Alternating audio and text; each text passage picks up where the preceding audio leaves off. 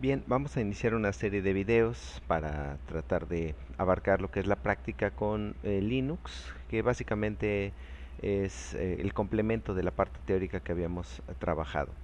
Vamos a empezar por analizar que Linux es básicamente un kernel, es decir, es el núcleo, la parte más importante. Si bien se compone de muchos elementos de software libre, estos elementos de software libre pueden estar presentes en Windows, pueden estar presentes en OS X, pueden estar presentes en FreeBSD, etcétera, en otros Unix. Linux se refiere básicamente al kernel desarrollado por Linus Torvalds y que fue enfocado con las herramientas de GNU. Actualmente Linux es muy utilizado, podemos decir que más del 99% de las computadoras registradas en el top 500 y más, pues trabajan con sistemas operativos Linux. Aquí está por países, por ejemplo, y así podemos verlo de muchas formas. Las supercomputadoras es un elemento muy importante y Linux domina en esa parte.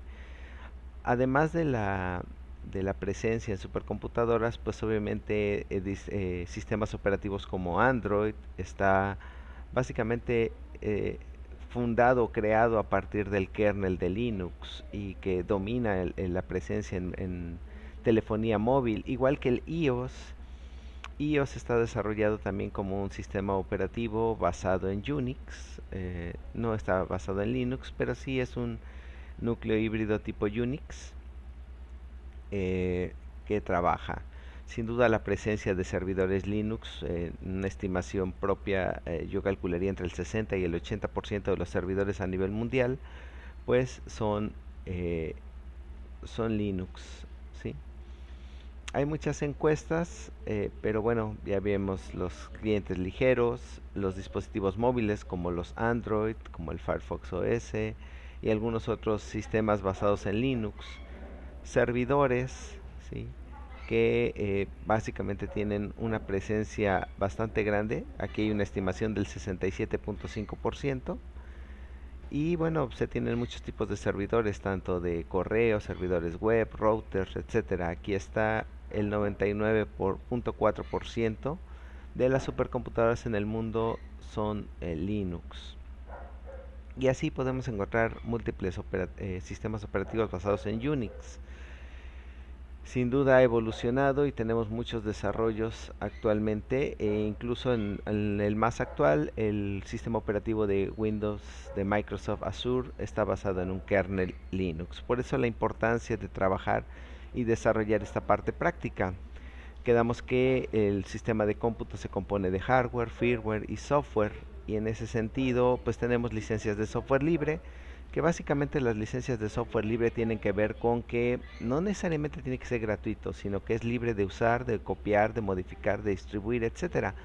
Y tenemos disponibilidad del código fuente, eso es muy importante. Si yo tengo acceso al código, puedo en todo caso adaptarlo a mis necesidades. Se desarrolla en base a comunidades y existen múltiples ejemplos como por GPL, BSD, Apache o Mozilla que generan sus propias licencias.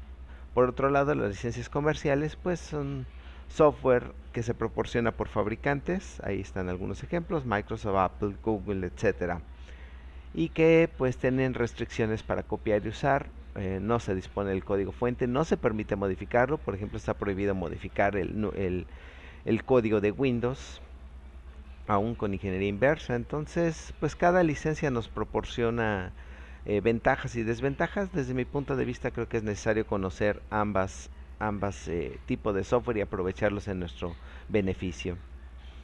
El sistema operativo tiene por encomienda trabajar y brindar una interfaz de usuario, brindar una plataforma para que corran los programas de aplicación, administrar los recursos de hardware, proporcionar seguridad y protección y opcionalmente la parte de comunicaciones. La parte más importante y que se define para administración de hardware pues es el kernel, que además se conecta con las llamadas al sistema para poder tomarlas a partir de lo que ejecutan los programas y darnos un intérprete de comandos. Linux fue desarrollado por un estudiante finlandés llamado Linus Torvalds, que actualmente es un ingeniero que se encarga de todo este proyecto. y que tomó todo el desarrollo que había hecho Richard Stallman para desarrollar un sistema tipo Unix. En esencia desarrolló todas las herramientas que lleva un sistema operativo y le faltaba el kernel, el núcleo, la parte más importante. Y en ese sentido, aunque ya estaba GNU, ya estaba desarrollando un kernel propio, Linux lo desarrolló más rápido, apoyado por muchas personas a nivel mundial. Este kernel se desarrolla bajo un esquema estándar o un estándar abierto que se llama POSIX.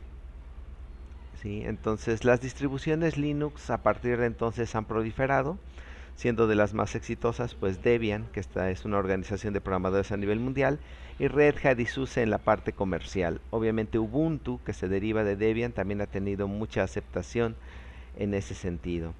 Entonces, todo viene del Unix de los años 70 y actualmente ha avanzado muchísimo esa parte. La ventaja es que se cuenta con múltiples escritorios muy personalizables y podemos nosotros encontrar alguna solución a nuestra medida tal vez para poder trabajar.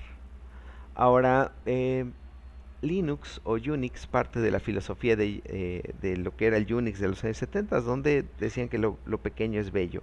Y se refiere a que todos los componentes y comandos que se utilizan pues trabajan de manera simple, pero se trata de que se trabaje de manera efectiva. Eh, Unix fue desarrollado cuando no existían ambientes gráficos. El ambiente gráfico facilita tareas de administración y usos del sistema. Todas las tareas que se pueden hacer en ambiente gráfico también se pueden hacer por línea de comandos. No siempre vamos a tener ambientes gráficos. En una supercomputadora no vamos a tener nodos con una línea de texto nada más. En algunos servidores también se desinstala el ambiente gráfico o podemos administrarlo remotamente con una terminal sin necesidad de correr un ambiente gráfico. También si cambiamos de distribución o cambiamos a otros Unix comerciales, pues a lo mejor no tenemos las mismas herramientas gráficas que estamos acostumbrados. Y además permite la administración remota de equipos. Entonces, la línea de comandos, digamos, que no es indispensable para que un usuario pueda trabajar con Linux, pero sí es muy recomendable aprenderla. Incluso todos los programas de certificación están basados en este tipo de herramientas, ¿no? Entonces vemos que el hardware está controlado por todo lo que es el hardware de la máquina y los dispositivos de entrada y salida, y que el kernel entonces es el que se entiende para administrar esta parte de hardware. Otra capa del sistema operativo es el shell, que es el que nos va a dar la interactividad y los comandos con el usuario. Entonces vamos a trabajar la parte de comandos básicos, vamos a ir interactuando con la línea de comandos. Y por ejemplo tenemos que en la línea de comandos vamos a tener un prom. El prom es el símbolo que en el caso del usuario es un signo de pesos. Y ese prompt podemos darle nosotros comandos. Se ejecuta el comando, esos comandos son ejecutables y además nos podemos proveer una opción que especifica o modifica la forma en que corre ese comando. Y además podemos dar argumentos, que puede ser un archivo, un directorio, un texto, un dato, etcétera. Vamos a ver algunos ejemplos de esto. Por ejemplo, el comando date. El comando date es un comando que nos da la hora y fecha actual.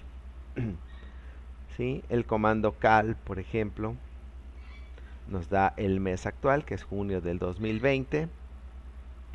Y el comando uname es un comando que nos va a dar información acerca del sistema. Nos dice que es un Linux. Para el último caso de el uname, si yo quiero todas las opciones que tiene el comando, puedo modificarlo corriendo con uname -a para decirle que quiero todas las opciones.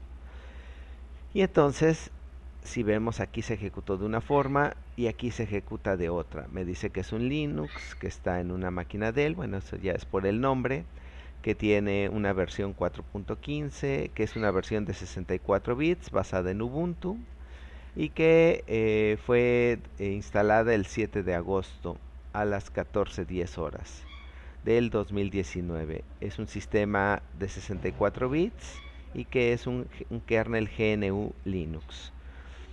En el caso, por ejemplo, del el calendario, el comando cal, esto que puse aquí es una opción que modifica el comando, el "-a". En el caso de cal, por ejemplo, si quiero ver el mes de julio, entonces sería, le puedo pasar 07 y del año 2020. Y entonces en lugar de ponerme junio, me pone el mes de julio. Este es un ejemplo de un argumento. Estos son opciones y estos son argumentos que van a modificar la manera en que corre un comando. Con el comando clear puedo borrar pantalla y regresar a nuestra línea de comandos. Bien, si yo tengo duda de algún comando, puedo preguntar por él a través de el comando man. El comando man me va a mostrar una interfaz con los manuales de referencias electrónicos. ¿Sí? Por ejemplo, si quiero conocer un poco más del comando cal, entonces le pongo man cal y automáticamente me da la información. Dice que cal o ncal despliega un calendario y la fecha para cada uno. Y aquí están las opciones que puedo tener. ¿Sí? El "-h" para no poner el resaltado para el día de hoy, etcétera, etcétera. ¿Sí? Entonces tiene muchas opciones.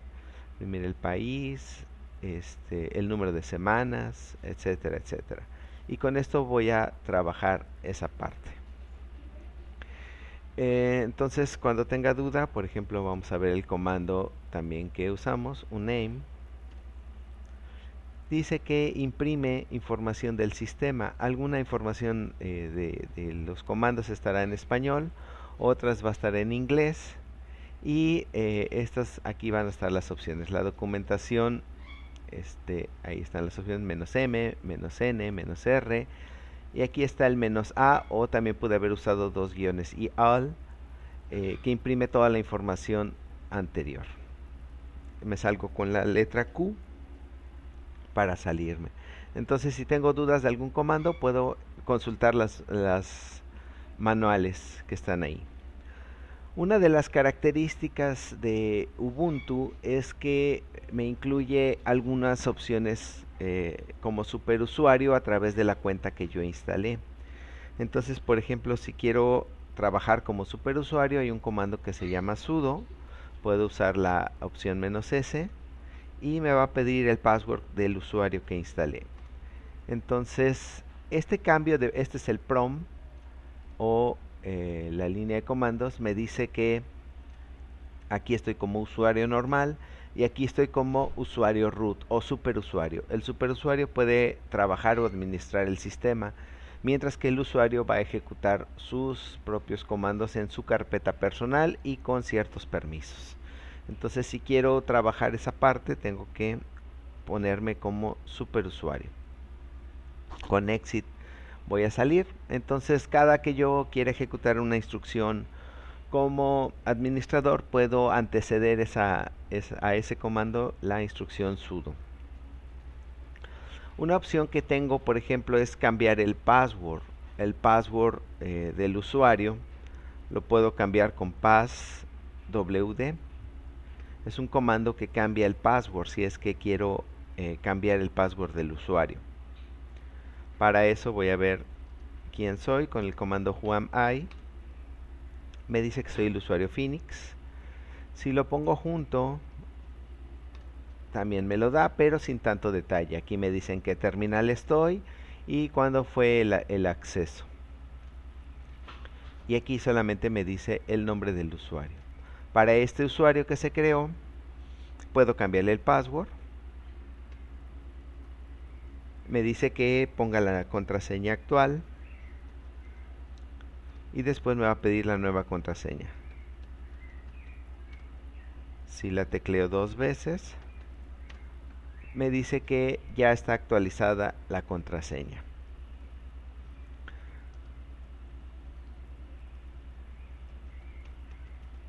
Ahí estoy comprobando que efectivamente funciona, ¿sí? Y con eso puedo trabajar con la parte de password para cambiarla. Ahora, yo tengo una estructura de directorios. Normalmente, como todo sistema operativo gráfico, pues tengo un administrador de archivos que me permite ver una estructura de directorios y carpetas, y en cada carpeta archivos, como se hace en Windows o se hace en Mac. Y también lo puedo trabajar a partir de esta parte. Por ejemplo, puedo visualizar en qué directorio estoy con el comando pwd. Cuando yo creo un usuario, ese usuario va a trabajar en su directorio personal, que normalmente va a estar en el directorio home, y sobre ese directorio se va a crear una carpeta con el nombre del usuario. A partir de entonces, si uso el comando ls, ls es para ver el directorio o listar el directorio. Normalmente ya las distribuciones Linux actuales crean una carpeta de descargas, de documentos, de escritorio, de imágenes, videos, música, etcétera. Entonces, eso para facilitar la gestión de los archivos a los usuarios. Para eso se ocupa el comando ls. ls es un comando muy versátil. Es un comando muy versátil porque pues puede trabajar la parte de los archivos de varias maneras. Por ejemplo, si quiero el formato largo del archivo, voy a usar el comando ls y le voy a agregar el parámetro "-l". ls-l. Y lo que voy a ver es una serie de permisos que están aquí. R se refiere a lectura, W se refiere a escritura y X se refiere a ejecución. Los tres primeros permisos son del usuario que creó el archivo. Los tres siguientes son del grupo al que pertenece el archivo. Por ejemplo, podemos ser un grupo de profesores, un grupo de estudiantes, un grupo de usuarios externos. Y los tres últimos permisos se refiere a cualquier otro usuario. Entonces tiene permisos de lectura, escritura y ejecución. Y además me dice si el archivo que estoy viendo o lo que estoy visualizando es un directorio y le pone una D, o es un archivo.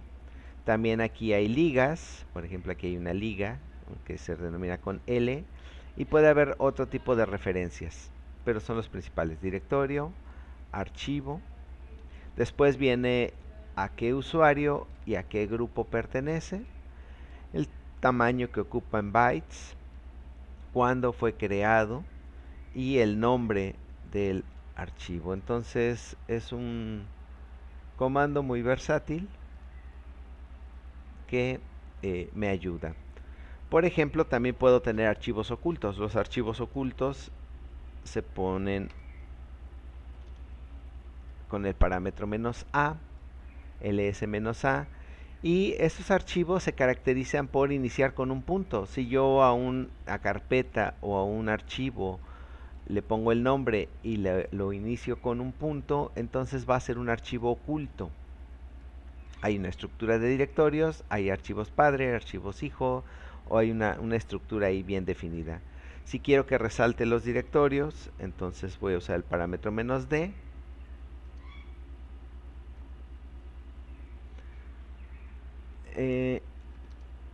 Y el parámetro "-f" es usado porque en algunas terminales, por ejemplo en algunos Unix comerciales, pues no se mostraba esta parte de directorios o de archivos. Entonces, si lo quiero en un formato corto y quiero que le agregue si es un directorio o si es un archivo, por ejemplo, este es un archivo, no le pone nada.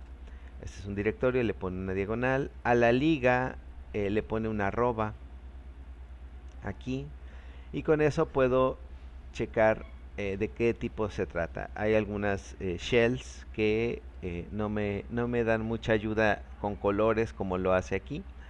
Entonces, por eso lo pone ahí.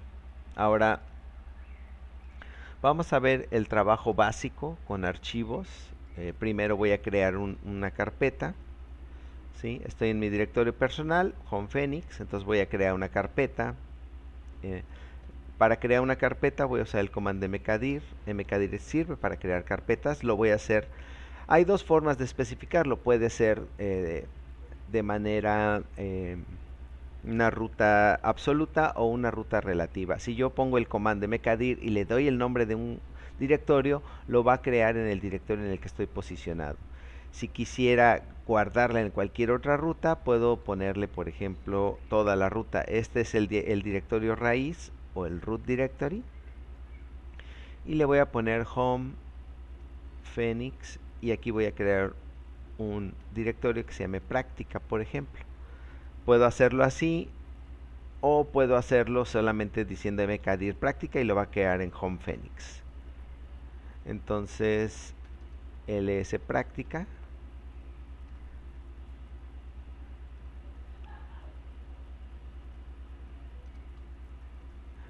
Con L es el formato largo y con D para que me especifique el directorio, no su contenido. Entonces ahí está el directorio con todos los permisos creado por Phoenix y que se llama práctica. Si quiero entrar a él, voy a usar el comando cd práctica. Y entonces si le doy pwd, me dice que estoy en home Phoenix. Esta tilde, este simbolito que está aquí, equivale a esta parte que se llama home Phoenix y es mi home directory. Y entonces aquí me da ya el directorio en el que estoy trabajando. Si quisiera usar algún archivo, por ejemplo, puedo usar el comando touch. El comando touch me va a crear archivos vacíos. Nuevo, por ejemplo, .txt. Le doy ls y ahí está nuevo txt. Es un archivo que no tiene nada en realidad, pero que me sirve para trabajar esto. Hay un comando que se llama file. Le doy nuevo.txt y me dice que es un archivo vacío. Me voy a salir de práctica para salirme cd espacio punto y se sale de ese directorio. Puedo salirme tantos directorios como yo quiero. Entonces, por ejemplo, voy a entrar a documentos y veo que tengo varios documentos. Por ejemplo,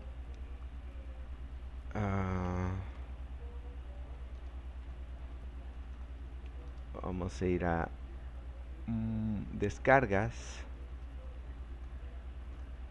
y tengo algunos otros documentos. Entonces, por ejemplo, si le digo file,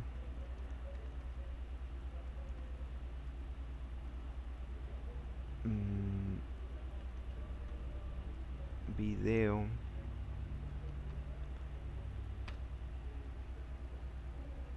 le doy file y le doy el nombre del archivo y automáticamente me dice que es un tipo ISO media MP4, que es un ISO 14496-14. Entonces es un video MP4 efectivamente. File me dice los tipos de archivos que estoy trabajando. Me regreso al directorio práctica.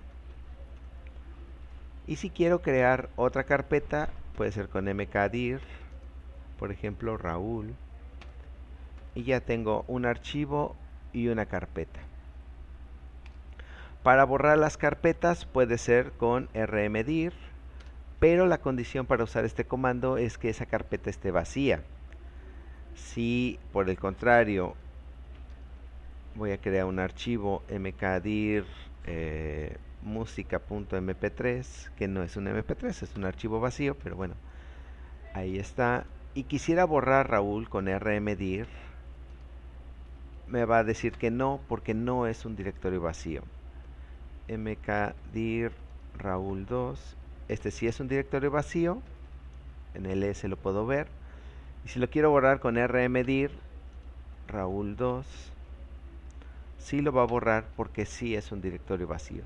Si quisiera borrar una carpeta con todo su contenido, que también tuviera contenido, entonces tendría que poner el comando rm con el parámetro "-r". Rm es para borrar un archivo. Por ejemplo, si quiero borrar el archivo nuevo.txt, ocupé ls-l para que saliera así. Si quiero borrar este archivo, entonces le tengo que poner con rm nuevo.txt y con eso se va a borrar, ya no está el archivo.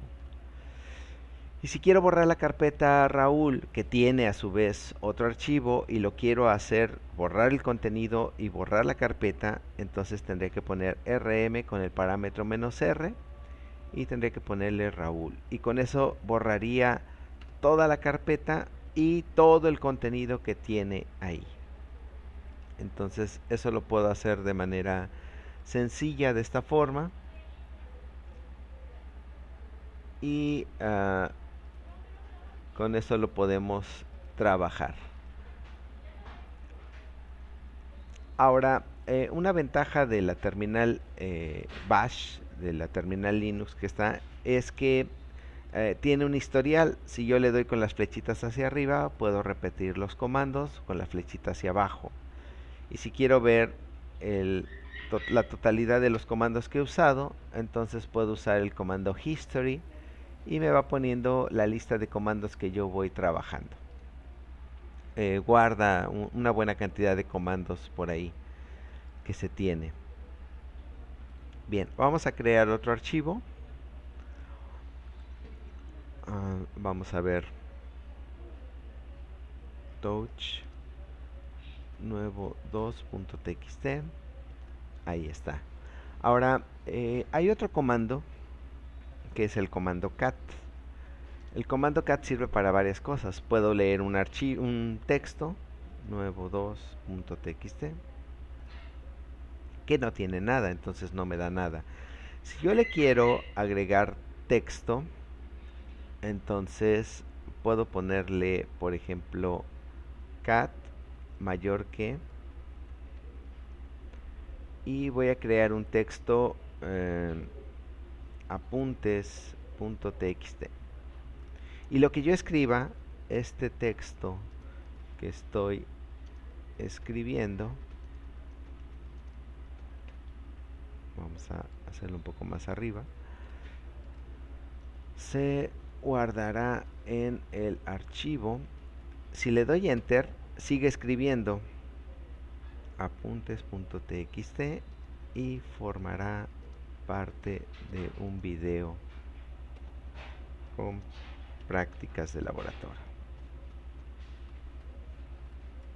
creado por Raúl Vargas para sistemas operativos. Entonces todo esto que estoy escribiendo acá se va guardando y se va guardando en el archivo apuntes.txt.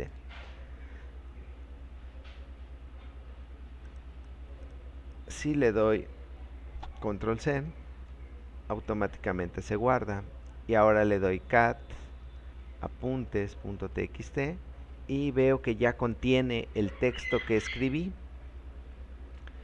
El archivo apuntes.txt guardó lo que fui escribiendo a través del comando cat.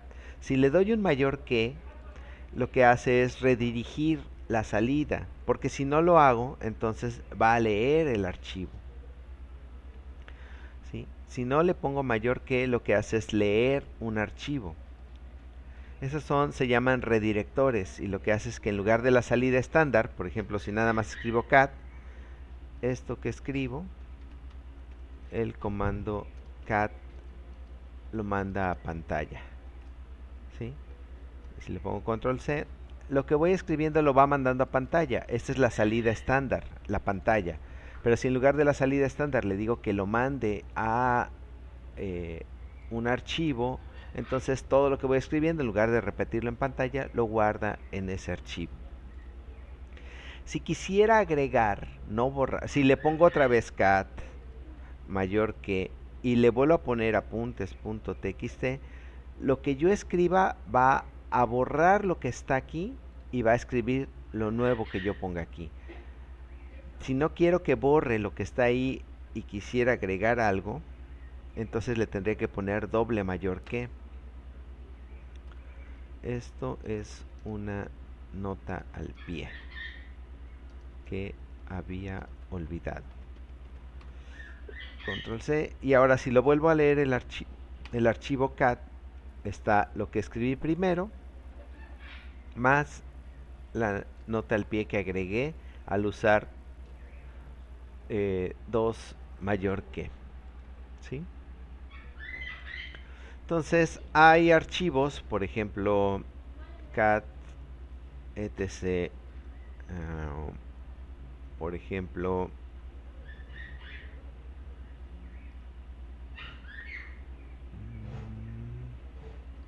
vamos a ver. Voy a irme al directorio etc. Y hay un montón de archivos.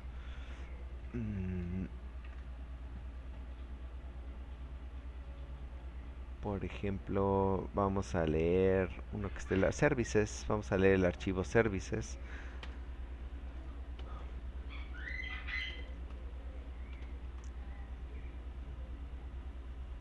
Error de dedo.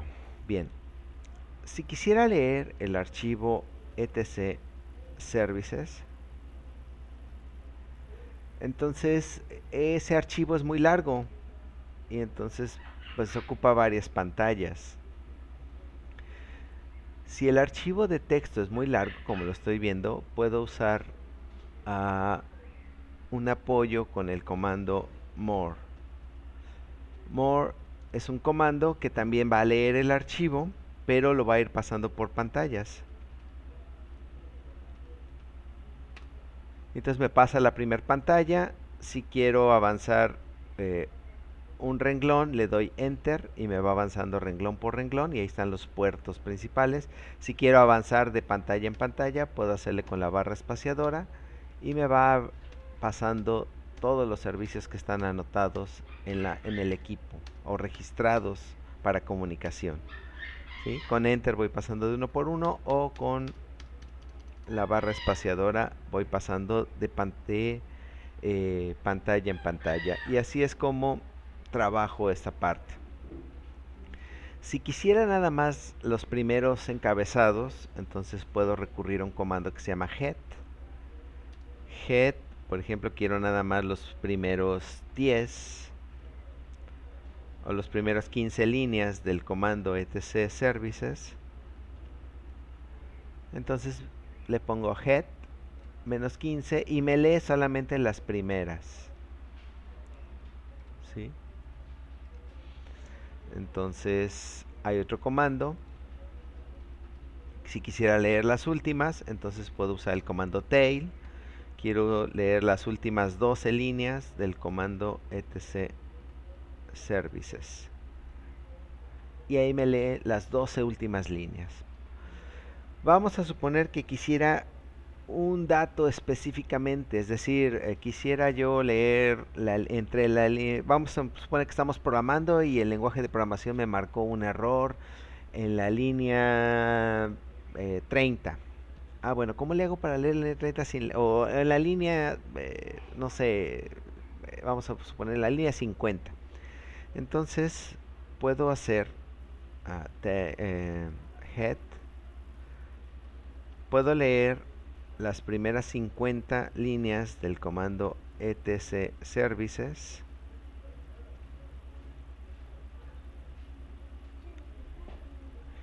y hay un símbolo, sale con algr y 1, que es el pipe, es este símbolo, que lo que hace es que la salida de un comando la pone como entrada de otro comando. Entonces puedo combinar head y tail para decir, bueno, lee las primeras 60 y de esas 60 lee las últimas 10.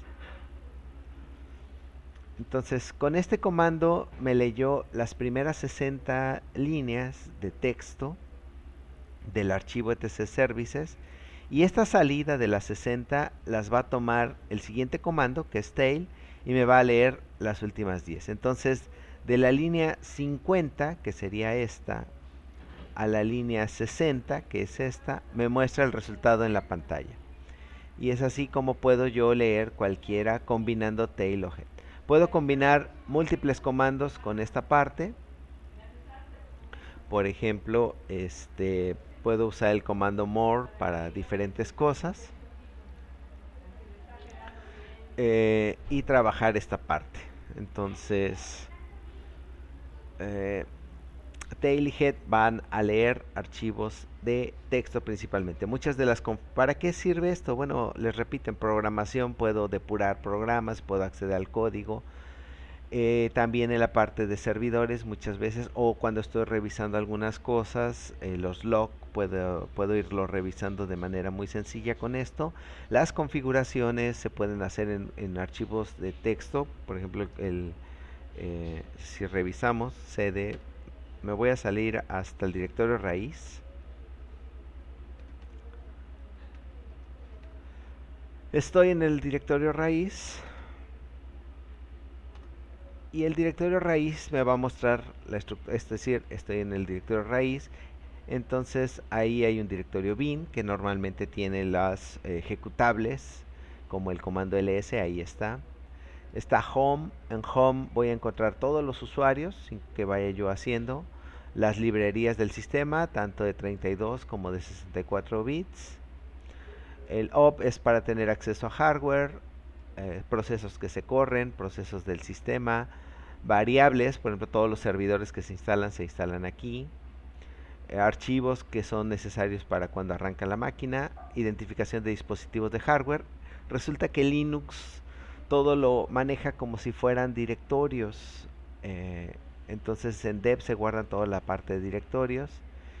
En media, todas las unidades que se van montando. Anteriormente era MNT, actualmente es media. Ahí si me monto una USB, ahí se va a visualizar. El proc es un sistema de archivos especial para ver los procesos y tener acceso a hardware. SBIN son comandos del superusuario. Aquí hay cuestiones del kernel, programas de usuario, etcétera. Todo el directorio root del usuario root o principal. Y hay un directorio que se llama etc, donde están todas las configuraciones del equipo. Entonces, por ejemplo, si entramos a etc, vamos a ver las configuraciones para MySQL, para Firefox, para todo lo que está instalado, ¿no? Entonces, Apache, por ejemplo, Apache 2, también tengo instalado un servidor Apache y aquí voy viendo las configuraciones. Si quisiera algún cambio en el servidor, etcétera, pues puedo hacerlo revisando archivos de texto. Por eso es importante saber leer archivos de texto. Entonces con el comando cd puedo ir entrando y puedo ir saliendo de los directorios. Esa es parte de la funcionalidad. Puedo crear directorios, puedo crear archivos. Me voy a ir al directorio nuevamente, al de práctica. Si le doy cd, automáticamente me lleva a mi directorio personal. ¿Sí? Entonces voy a ir a cd práctica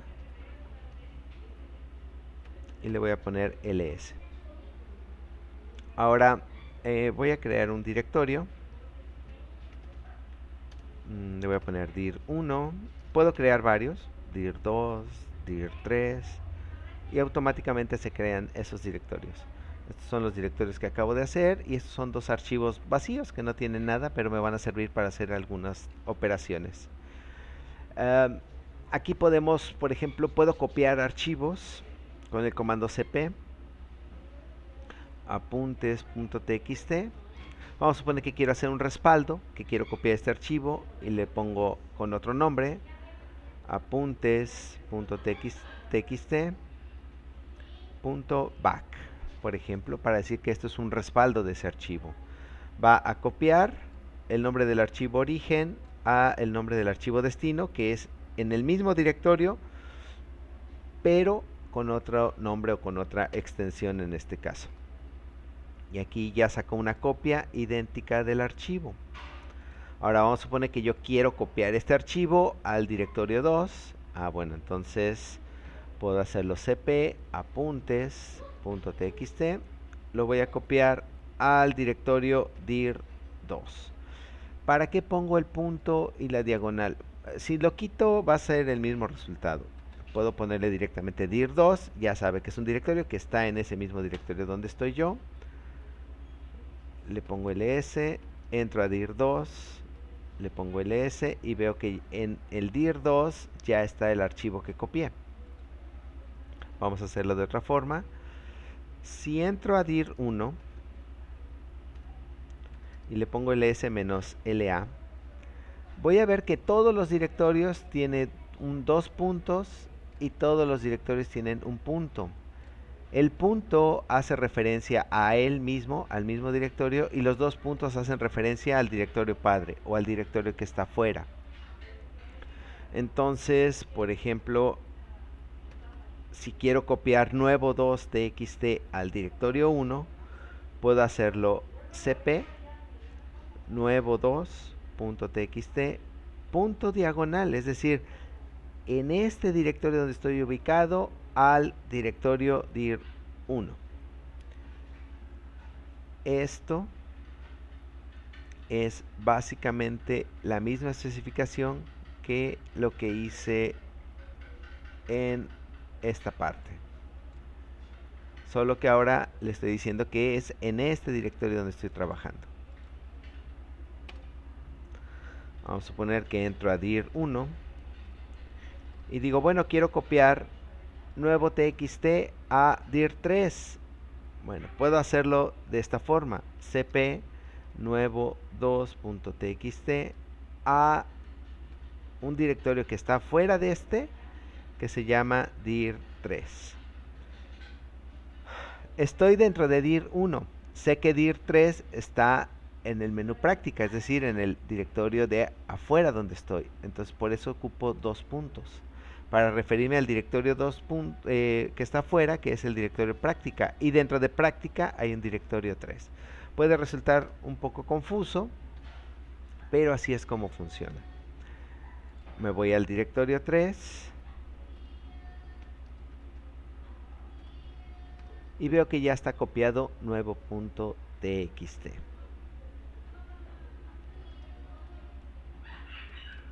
Eso es para copiar. Entonces puedo copiar con otro nombre o puedo copiar a otro directorio. Si quisiera una ruta absoluta, puedo ponerle, por ejemplo, cp apuntes.txt.back. Voy a copiar el respaldo al directorio 3 y lo puedo hacer de esta forma, con home,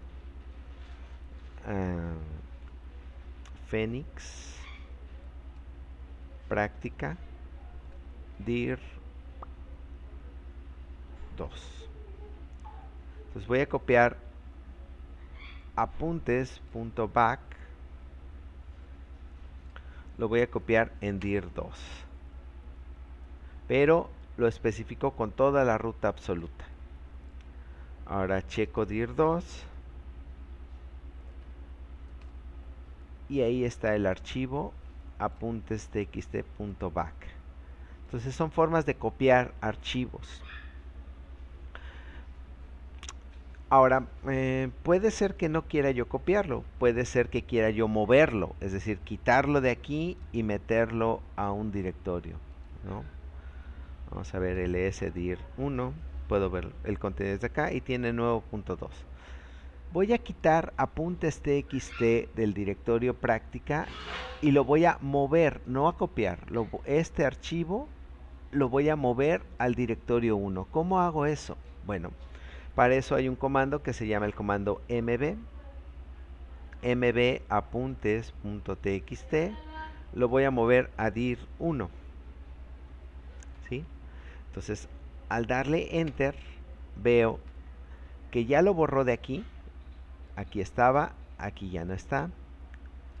Y ahora, si me voy a el contenido de dir1, veo que ya está ahí. Es decir, lo movió. ¿Sí? Esa es una forma de moverlo. Pero también me sirve el comando mb, me sirve para renombrar. Por ejemplo, este que se llama nuevo2.txt, le voy a llamar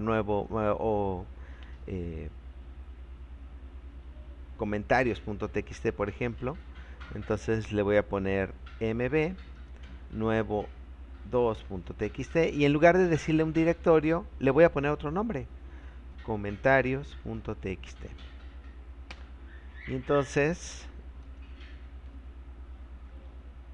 en lugar de nuevo2.txt, ahora se llama comentarios.txt.